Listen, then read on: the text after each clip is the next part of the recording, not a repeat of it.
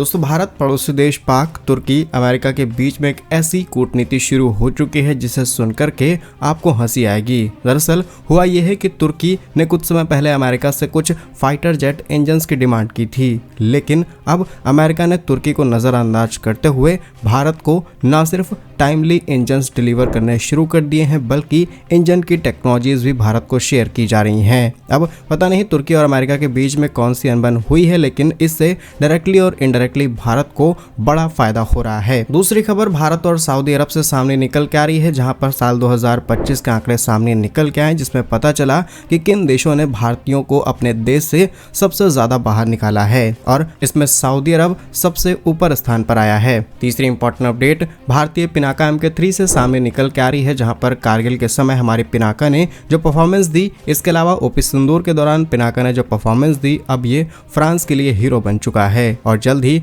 France Bharat की पिनाका को लेकर के एक नया कॉन्ट्रैक्ट साइन कर सकता है और भारत अपने इस हथियार को फ्रांस में एक्सपोर्ट करते हुए यूरोप के अंदर अपनी सबसे मजबूत पकड़ तैयार करेगा। तो जानते हैं आज की इस वीडियो में तीनों ही इंपॉर्टेंट अपडेट डिटेल्स में। यदि आपको हमारा काम पसंद आए, वीडियो को लाइक, चैनल को सब्सक्राइब जरूर कीजिएगा, क्योंकि आपका एक छोटा सा काम आप तक ये जरूरी और सही खबरें लाने में हमारी बड़ी मदद करता है। तो सबसे पहले भारत, पाक, तुर्की, अमेरिका से आ रही अपडेट की बात की जाए तो तुर्की वो देश है जिसने पाक का साथ आंख खोल करके और आंख बंद करके दिया है। फिर चाहे ओपी सिंदूर के दौरान पाक को ड्रोन सप्लाई करने हो, ड्रोन को किस तरीके से चलाना हो, उसकी टेक्नोलॉजी देनी हो, या फिर ड्रोन की फैक्ट्री सेटअप करने, ये सारे ऑफर्स पाक के सामने रखे गए और मे भी आगे चल के कई ऐसे इंपॉर्टेंट डिफेंस समझौते साइन करेंगे जिससे भारत के लिए भारतीय सीमा पर चैलेंज और ज्यादा बढ़ सकता है। लेकिन ऐसे में तुर्की को अमेरिका ने वो झटका दिया है जिससे तुर्की अगले कई सालों तक उभर नहीं पाएगा। खबर यह है कि तुर्की की टर्किश एरोस्पेस ने एक लड़ाकू विमान तैयार किया है जिसका नाम है कान। अब ये दुनिया के सबसे स्टील फाइटर जेटों को टक्कर देने के लिए तैयार किया गया, जिसमें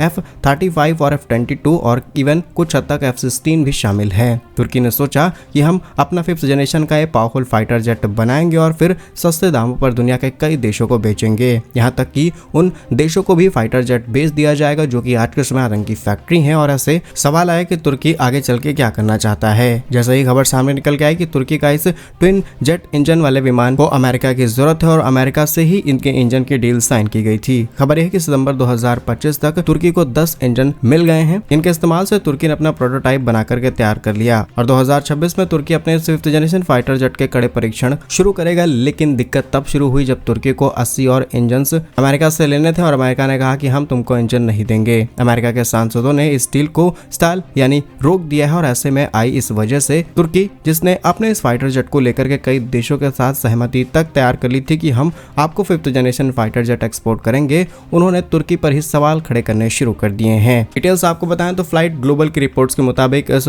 बड़ी वजह साल 2019 में तुर्की द्वारा रूस से खरीदा गया S-400 एयर डिफेंस सिस्टम है, जिसकी वजह से तुर्की को एक तरीके से ब्लैकलिस्ट किया गया और कुछ हद तक तुर्की के ऊपर कार्ड्स भी इम्पोज किया गया सो दैट ये अमेरिका के F-30 प्रोग्राम से बाहर कर दिया जाए। लेकिन यहाँ पर भारत को एग्जम्पशंस मिल जाते हैं, बिकॉज भारत ने S-400 न सिर्फ खरीदा है बल्कि अपने बॉर्डर्स पर डिप्लॉय कर रखा है। भारत अभी करीब 10 और S-400 खरीदने की तैयारी में है और इसके बावजूद भी अमेरिका के F-35 का प्रोग्राम का ऑफर भारत के सामने आ जाता है। भारत पर किसी तरीके का रिस्ट्रिक्शंस नहीं, लेकिन तुर्की जैसे छोटे देश पर ये सारे नियम कानून लागू हो चुके हैं। अब तुर्की एक तरफ तो अमेरिका को मनाने की कोशिश कर रहा है, वहीं दूसरी तरफ खुद के स्वदेशी इंजन TF-3500 बनाने में जुटा है। लेकिन तुर्की अपना इंजन तैयार नहीं कर पाएगा क्योंकि इन इंजन की कंपोनेंट्स की सप्लाई भी अमेरिका पर ही निर्भर करती है। और ये बात इतनी डिटेल में जब पब्लिक डोमेन में अवेलेबल है तो अमेरिका के इंटेलिजेंस के पास इससे ज्यादा डिटेल्स होंगी। फिलहाल तुर्की की रक्षा एजेंसी ने सोशल मीडिया पर जानकारी देते हुए उन्होंने बताया कि F110GE129E इंजन की पहली खेप मिल चुकी है। शुरुआत में 10 इंजन उन टेस्ट विमानों पर लगाए जाएंगे। नहीं, साल 2026 से तुर्की के ये विमान उड़ान भरेंगे या फिर टेस्टिंग शुरू हो जाएगी और 80 इंजन नहीं मिले हैं जिसमें ब्लॉक 10 और ब्लॉक 20 सीरीज के लड़ाकू विमान बनाए जा सके। अमेरिका ने न सिर्फ इंजन सप्लाई रोक दी बल्कि लाइसेंस के सारे काम रोक दिए हैं और भविष्य में तुर्की के इस फाइटर जेट का क्या होगा वही अंदाजा लगा सकते हैं। लेकिन इसी बीच भारत के लिए जो खबर सामने निकल के आई, खबर यह है कि अमेरिका ने न सिर्फ भारत के तेजस इंजन की डिलीवरी शुरू कर दी है बल्कि 113 नए इंजन की जो डील भारत ने रिसेंटली साइन की है उसकी डिलीवरी टाइमली की जाएगी और तेजस MK2 के लिए लगे हुए F414 इंजन की 80% टेक्नोलॉजी भारत को शेयर की जाएगी। यानी कि एक तरफ तुर्की को इंजन देने से मना किया गया, वहीं दूसरी तरफ भारत को न सिर्फ इंजन बल्कि इंजन की टेक्नोलॉजी भी शेयर की जा रही है। क्या सोचते हैं आप इस कूटनीति पर? कमेंट्स में अपना ओपिनियन जरूर शेयर करें। Next important update, Bharat Saudi Arab या फिर कहें उन इंडियन डायस्पोरा से सामने निकल के आ रहा है, जहां पर उन देशों की लिस्ट सामने निकल के आ चुकी है जो कि हर साल भारतीयों को अपने देश से निकालते हैं। रिसेंटली राज्यसभा में पेश किए गए विदेश मंत्रालय के नए आंकड़ों के अनुसार साल 2025 में 81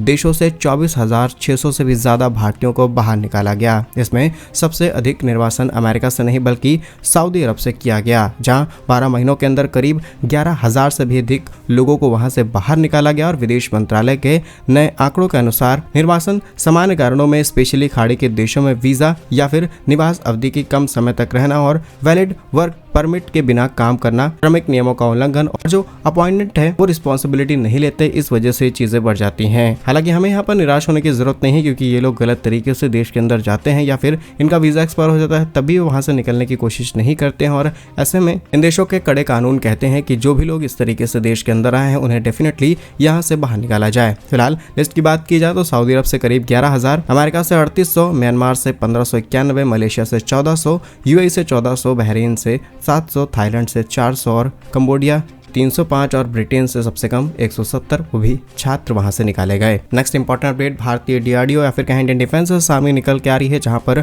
भारत के स्वदेशी multi barrel rocket launcher Pinaka system अब अंतर्राष्ट्रीय ध्यान खींचना शुरू कर चुका है। रिसेंटली IDRW में छपी रिपोर्ट्स के मुताबिक फ्रांस की सेना भारत के पिनाका सिस्टम के अंदर बहुत ज्यादा इंटरेस्ट दिखा रही है। डीआरडीओ इसका अगला और ज्यादा ताकतवर वर्जन यानी पिनाका MK3 डेवलप करने में लगा हुआ है, जिसकी रेंज 120 से 130 किलोमीटर तक हो सकती है। और बीते सोमवार की बात है, पिनाका का एक सफल परीक्षण भी भारत ने कंप्लीट कर लिया, जो कि थी Pinaka long range guided rocket system. और डीआरडीओ ने ओडिशा से इसके सफल परीक्षण किए हैं। इसकी रेंज 120 किलोमीटर है और इनिशियली जब डीआरडीओ ने इसे बना करके तैयार किया था तब इसकी रेंज 75 से 90 किलोमीटर थी, लेकिन अब ये बढ़कर के 120 किलोमीटर के आसपास हो चुकी है। अब फ्रांस के इंटरेस्ट की बात की जाए तो फ्रांस के सैन्य अधिकारियों ने साल 2024 और 25 में भारत दौरे के दौरान पिनाका सिस्टम को करीब से देखा। फ्रांस के वरिष्ठ अधिकारी ब्रिगेडियर जनरल स्टीफन रिचो ने भी पुष्टि की कि पिनाका उनकी जरूरतों के हिसाब से बिल्कुल फिट बैठता है। फ्रांस ने ऐसे सिस्टम की तलाश है जो तेजी से फायर कर सके, मोबाइल हो, लंबी दूरी तक सटीक हमला कर सके, और वही पिनाका इन सभी स्टैंडर्ड्स पर खड़ा उतरता है। पिनाका की सबसे बड़ी खासियत यह है कि यह 44 सेकंड में 12 रॉकेट दाग सकता है। इसका इस्तेमाल पहले कारगिल युद्ध में हो चुका है और इसकी इफेक्ट को हम ऑलरेडी परख चुके हैं। यह कॉम्बैट प्रोटोटाइप टैग से अंतर्राष्ट्रीय बाजार में और मौजूद बनाता है। इसके अलावा फ्रांस अपने स्वदेशी परियोजनाओं फुंडर पर भी काम कर रहा है, लेकिन उन्हें पूरी तरीके से तैयार होने में समय लगेगा। और फ्रांस जिस सिस्टम को बना करके तैयार कर रहा है उसकी कॉस्ट भी पिनाका से ज्यादा हैगी। अब भारत भी यही करता है, अगर कोई डिफेंस सिस्टम भारत को बनाने में उसकी लागत ज्यादा आ रही है तो अगर हम उसका बल्क में प्रोडक्शन करके उसकी कॉस्ट को रिड्यूस कर पाएं तो ठीक, नहीं तो हम उसे दूसरे देशों से इंपोर्ट करा लेते हैं, क्योंकि जरूरी नहीं कि कोई 100 रुपए की चीज हम 150 रुपए में इंपोर्ट कराएं और फिर उसका इस्तेमाल करें, फिर मेंटेनेंस और MROs में ज्यादा खर्चा करना पड़े। इससे बढ़िया है कि अगर कोई देश 70 से 80 रुपए में हम ऑफर कर रहा है तो डेफिनेटली वो खरीद करके हम उसे अपने देश के अंदर इस्तेमाल कर सकते हैं। सेम चीज फ्रांस करने की तैयारी में है। बाकी क्या कुछ सोचते हैं आप इन सभी खबरों पर कमेंट्स में अपने जरूर लिखिएगा। भारत कैसे ही वीडियोस पाने के लिए वीडियो को लाइक,